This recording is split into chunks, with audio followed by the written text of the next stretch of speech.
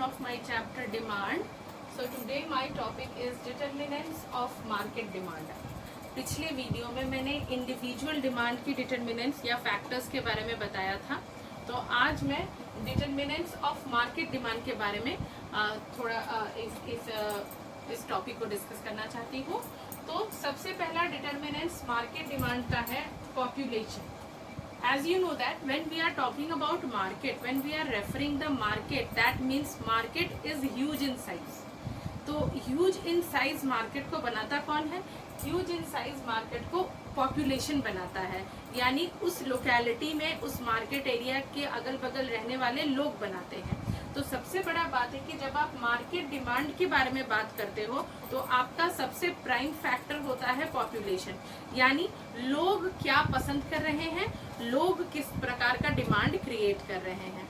जबकि ये बिल्कुल इंडिविजुअल डिमांड से ये बिल्कुल अलग है, क्योंकि इंडिविजुअल डिमांड आपका प्राइस से इफेक्ट होता है और मार्केट डिमांड आपका पॉपुलेशन से इफेक्ट होता है. पॉपुलेशन से मतलब number of people are increasing their consumption activities से आपका इस पर्टिकुलर डिमांड को डिटरमिनेंट्स तय होता है. Next one is your season and weather. जब आप पॉपुलेशन के बारे में बात करते हो तो सीजन और वेदर का एक बहुत बड़ा रोल होता है. जब आप समर्स में आओगे तो आप देखोगे कि the large number of consumers are consuming cold drinks, ice creams. जब आप विंटर्स में आओगे तो आप देखोगे they are purchasing pullovers, woollen products. When you will be talking referring to the rainy season, that time you will see that they are purchasing raincoats, umbrellas and like this kind of products. So ये आपका population का purchase, जैसे एक first one is population. So जब आप market demand का बात करते हो तो मार्केट डिमांड में आपका ये देखा जाता है कि कितने परसेंटेज ऑफ पॉपुलेशन आते हैं पर्टिकुलर कमोडिटीज को खरीदने at the prevailing time period. जब हम लोग डिमांड का शुरू में डिस्कस किया था तो हमने प्रिवेलिंग टाइम पीरियड को रेफर किया था. प्रिवेलिंग टाइम पीरियड आप इस चीज को मान सकते हो, सीजन एंड वेदर को मान सकते हो. According to season the preferences of the population changes. जैसे जैसे सीजन में बदलाव आता है, कंज्यूमर्स का, पॉपुलेशन का जो प्रेफरेंसेस होता है उसमें भी अंतर आता है. Now my third determinant is government policy. Government policies में क्या अंतर होता है, क्योंकि अगर government all of a sudden price increase करती है तो टैक्स रेट इंक्रीज करती है तो पर्टिकुलर कमोडिटी का प्राइस इंक्रीज हो जाता है. फॉर इसको और understanding the concept clearly we can take the example of petrol. जैसे जैसे पेट्रोल में आपका अगर गवर्नमेंट प्राइस बोलती है कि कल से इस पेट्रोल का प्राइस में इतना पॉइंट दाम बढ़ेगा या 2 रुपए दाम बढ़ेगा या 2 रुपए दाम घटेगा, तो automatically this the influence you will get into the market. इसका जो होता है प्रभाव वो आपको मार्केट पे दिखेगा. क्यों? क्योंकि अगर दाम बढ़ने वाला होगा तो लोग ज्यादा से ज्यादा परचेज करना शुरू करेंगे, और अगर दाम घटने वाला होगा तो लोग चाहेंगे कि अच्छा ठीक है, let the price comes down, then only we will purchase. So ये जो चीज है ये आपका गवर्नमेंट पॉलिसी से डिपेंड करता है. Government policy is associated with tax rates. Government का और दूसरा कोई रोल नहीं होता है, as because government is collecting revenue from us. तो गवर्नमेंट अगर मार्केट डिमांड को कंट्रोल करना चाहती है तो गवर्नमेंट अपने टैक्स रेट से इन्फ्लेशनरी और डिफ्लेशनरी मार्केट को कंट्रोल कर सकते हैं. Next one is your distribution of income. Distribution of income is having a great role. आपके पास जितना इनकम होगा उतना ही आप परचेज कर सकते हो.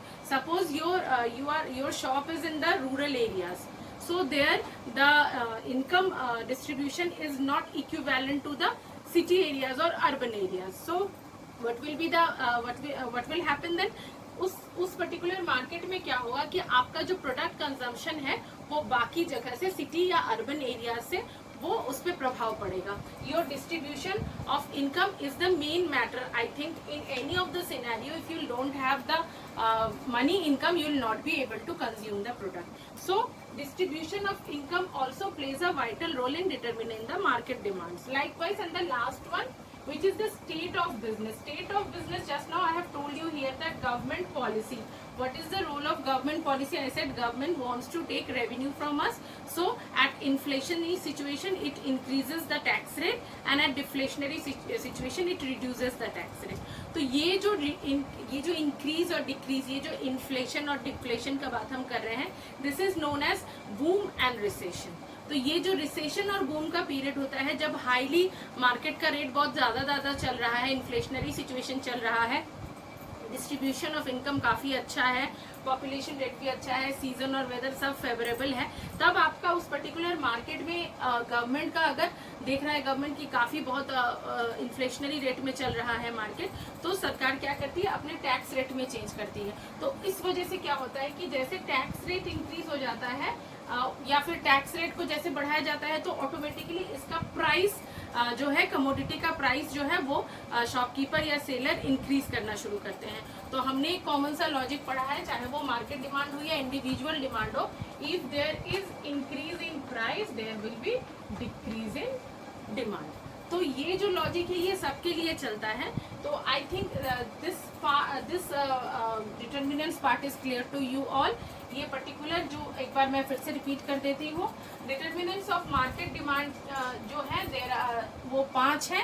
सबसे पहला पॉपुलेशन है, second one is season and weather, third one is government policy, fourth one is distribution of income, and fifth one is state of business. So इसको अगर हम वाइंड अप करें, इसको हम कंक्लूड करें, तो पॉपुलेशन को हम लोग रेफर कर सकते हैं people residing near the market place. जो लोग अगल बगल मार्केट के रहते हैं उनको हम पॉपुलेशन से डिनोट करते हैं. सीजन एंड वेदर को हम लोग क्लाइमेटिक चेंज के से डिनोट करते हैं, प्रेफरेंसेस से डिनोट करते हैं. Third one is government policy denoted with taxation and subsidies, revenue earning. Fourth one is distribution of income, that is increase in income or decrease in income, and fifth one is state of business, that is boom and depression or inflation or deflation. Hope this particular part is clear to you all. So in my next video I will be moving ahead with the law of demand. Hope you are understanding the concept. Thanks for watching my video. Do share, like and subscribe so that you will be updated with my latest videos. So thank you everyone.